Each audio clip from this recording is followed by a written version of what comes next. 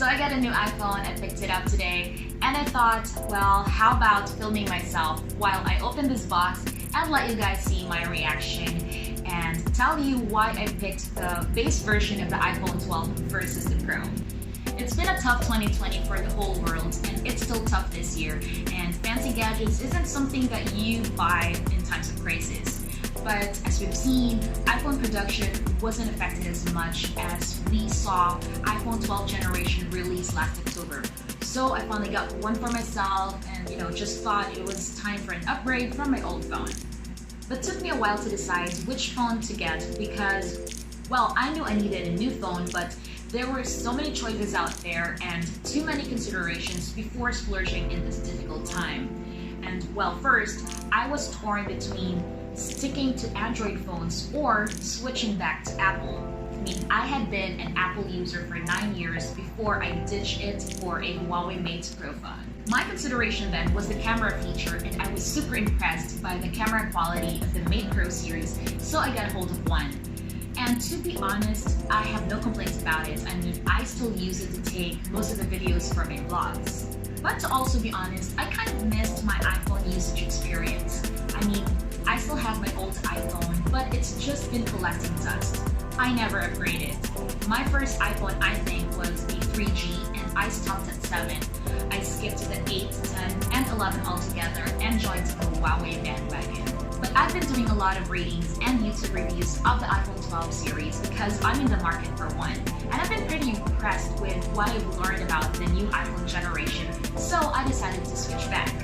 But then my other dilemma is that unlike the previous Apple releases where you'd only have like 2 or 3 variations to choose from, the Apple 12 series released 4. It really felt conflicting as to which model is worth buying. It's the first time that there are 4 new iPhones at once. There's the iPhone 12, the 12 mini, the 12 Pro, and the 12 Pro Max. If you want to go small and reap the benefits of a lower price, get the mini. If you want the biggest iPhone with the newest in iPhone cameras, get the Pro Max. But that leaves the 12 and the 12 Pro, which are very similar, like basically the same phone similar. And this is a departure from the base and Pro models of the previous year. But I won't bore you with the details of the specs, and obviously I can make a side-by-side comparison of the 12 and the 12 Pro because I don't own a 12 Pro, and I even still have to experience using this phone and put everything I read about this phone to test before I can give my impression. So let's just go ahead and unbox this gorgeous purchase.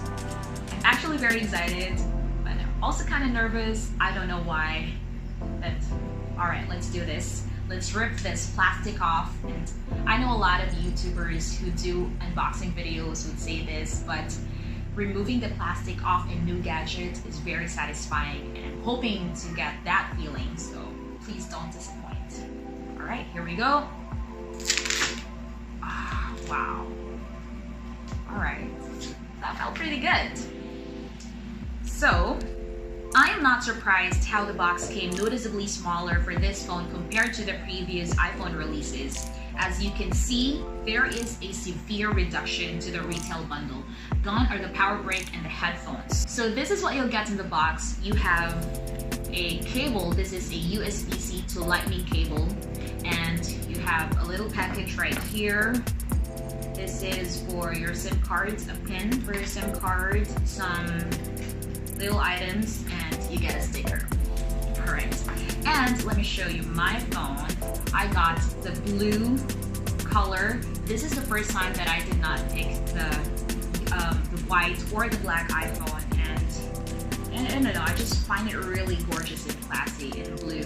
So let's remove this. Another very satisfying feeling. Wow, this is so gorgeous. Look at that. Let me turn this thing on right now. Okay. It's turning on, and while we're doing this, let's put it right there. And yeah, let's talk about how charging is what Apple managed to turn into the next big controversy by simply ditching the whole charger bundle.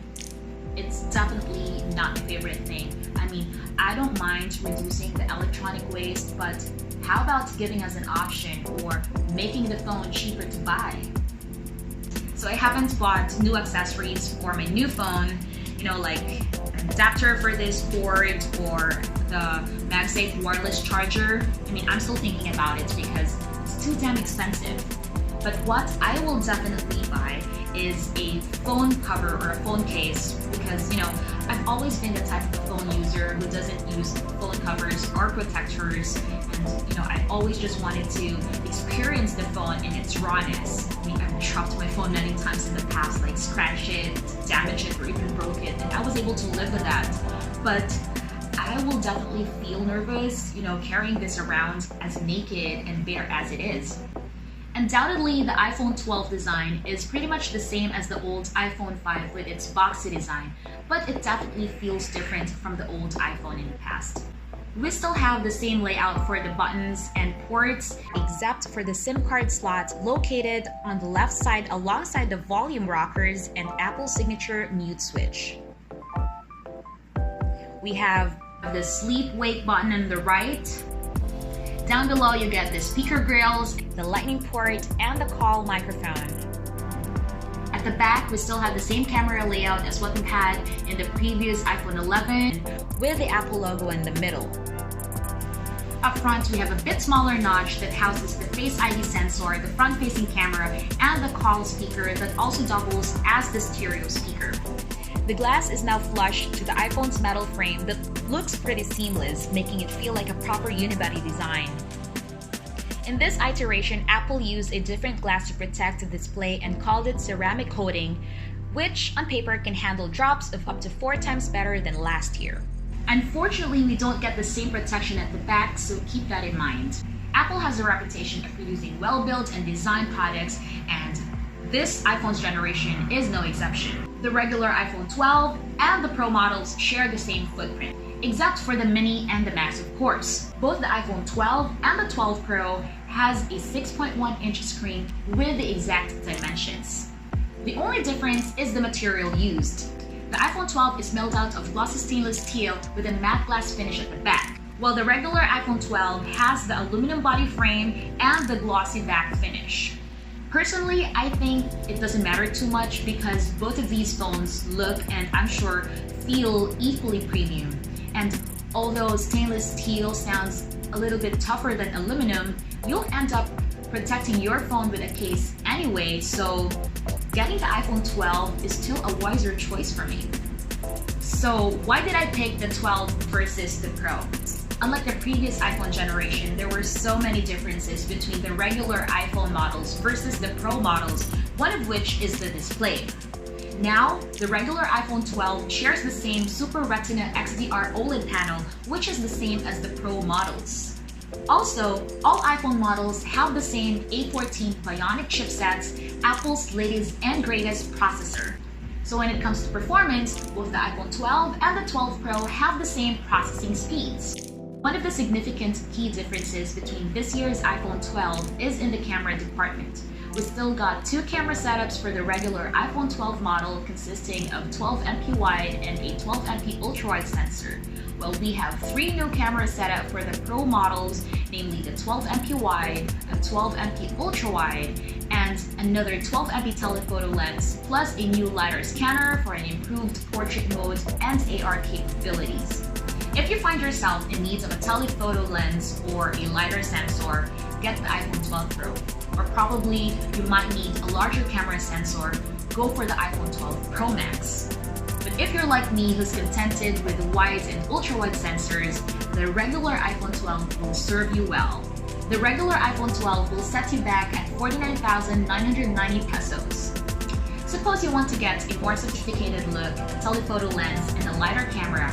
Well, in that case, you need to spend a little bit more for an iPhone 12 Pro, which is priced at 62,990 pesos. That 13,000 difference for a third camera, which I won't mainly use, doesn't sound reasonable for me.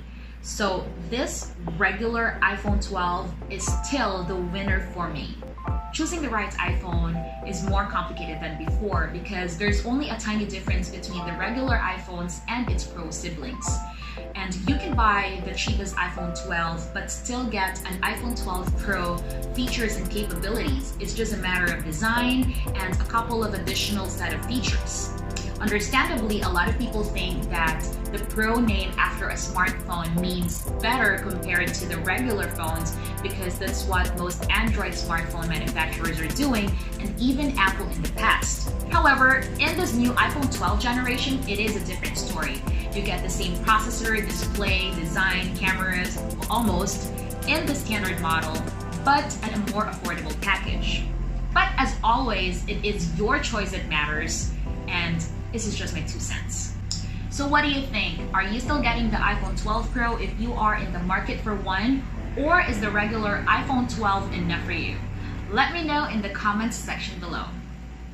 So that's the end of my unboxing video for my new iPhone 12, and I hope you enjoyed, and I hope that somehow I was able to help you decide which iPhone 12 model to get. And if you like this video, please don't forget to like and subscribe to my channel if you haven't already. Till next time, I'll see you on my next crazy review.